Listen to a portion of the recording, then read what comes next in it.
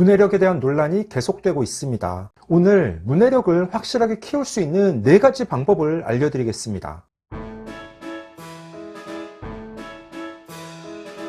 안녕하세요. 반갑습니다. 초등교사 해피 이선생입니다. 오늘은 문해력 키우는 가장 확실한 방법 4가지라는 주제로 이야기해 보려고 합니다. 사실 문해력에 대해서는 저도 몇 차례 영상으로 소개한 적이 있습니다. 오늘은 그 종결판으로 문해력을 키울 수 있는 확실한 방법 4가지를 소개해 보려고 합니다. 그러면 지금 바로 시작하겠습니다. 출발!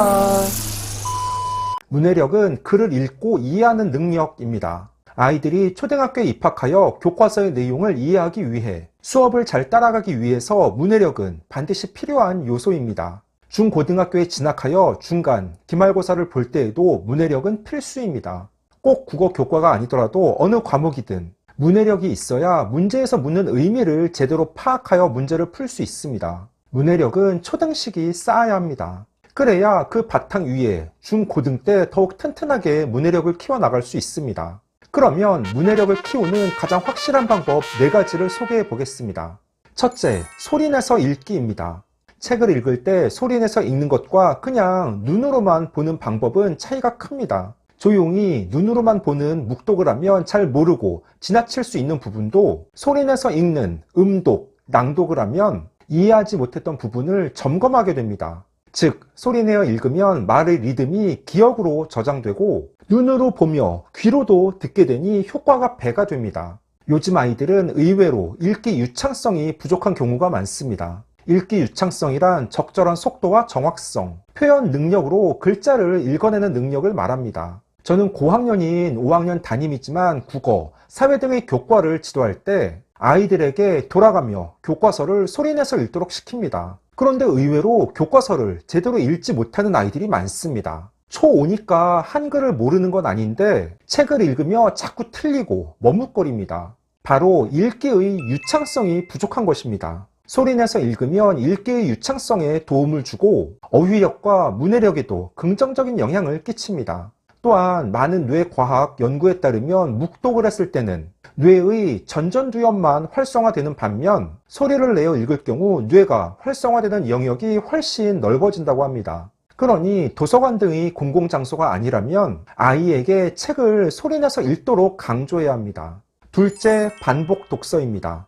반복 독서는 천재들이 독서에서 자주 나타나는 효과적인 독서 방법입니다. 세종대왕은 지적 능력이 아주 뛰어난 것으로 유명한데 세종대왕의 지적 능력은 100번 읽고 100번 베껴 쓰는 백독백습 독서법을 적용하는 과정에서 얻게 된 능력이었습니다. 조선 후기 21대 왕인 영조도 독서는 다독이 최고다. 나는 일찍이 소학을 100번 넘게 읽었다. 하여 지금도 눈을 감고 암송할 수 있다고 하였습니다. 서해 유성룡 선생도 18살에 맹자를 읽기 위해 절에 들어가서 몇 달 동안 20번 넘게 읽어서 결국 맹자를 전부 외웠다고 합니다. 이처럼 반복 독서는 많은 위인들이 즐겨 사용한 독서 방법으로 그 효과가 탁월합니다. 하지만 요즘 아이들은 책 읽는 자체를 싫어하고 한 번 읽은 책을 다시 읽으려고 하지 않습니다. 아이 참, 이 책 읽었는데 왜 또 읽으라고 해요? 다 읽었다고요. 대부분 아이들은 책 읽는 자체에 의미를 부여하고 빨리 읽으려고 합니다. 왜냐하면 많은 부모님들께서 아이가 책을 읽으면 게임 시간을 늘려주는 등의 조건을 걸기 때문입니다. 책뿐 아니라 영화도 한 번 본 것과 2번, 3번 본 건 차이가 있습니다. 처음 볼 때에는 잘 안 보이던 장면도 반복해서 보면 새롭게 눈에 들어오고 그 의미도 알 수 있습니다. 책도 마찬가지입니다.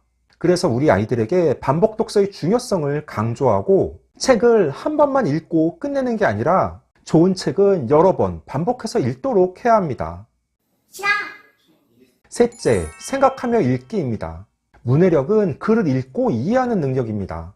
글을 읽고 이해를 잘 하려면 생각하며 읽어야 합니다. 그냥 멍하게 글자만 따라서 읽으면 안 됩니다. 만약 동화책을 읽는다면 머릿속으로 등장인물과 장면을 떠올리며 몰입하면서 읽어야 합니다.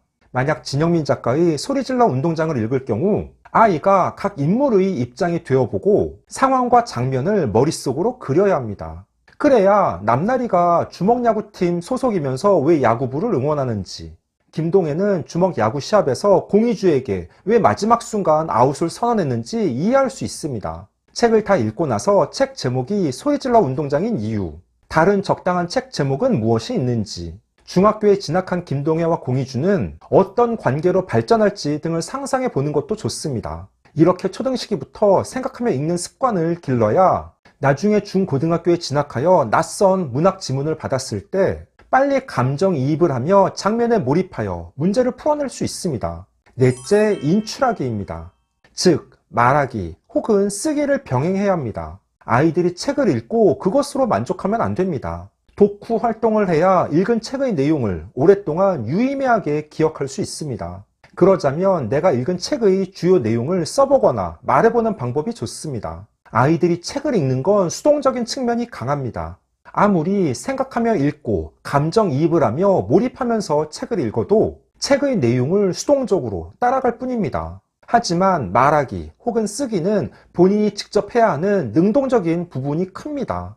또 그렇게 인출하기 위해서는 읽은 내용을 구조화하고 조직하여 표현해야 하기 때문에 보다 고차적인 사고력이 필요합니다. 쉽지 않지만 자꾸 인출하는 연습을 해야 적절한 어휘를 찾고 표현하는 과정 속에서 문해력을 키워나갈 수 있습니다.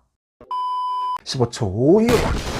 오늘은 문해력을 키우는 가장 확실한 방법 4가지라는 주제로 이야기해 봤습니다. 그 방법은 첫째, 소리내서 읽기, 둘째, 반복 독서, 셋째, 생각하며 읽기, 마지막 넷째, 인출하기입니다. 초등 시기부터 이 방법들을 꾸준하게 실천하면 분명 문해력을 키워나갈 수 있을 것입니다. 오늘 준비한 내용은 여기까지입니다. 앞으로도 보다 더 유익하고 재미있는 영상을 가지고 꾸준하게 계속 찾아뵙도록 하겠습니다. 이상 초등교사 해피 이선생이었습니다. 안녕.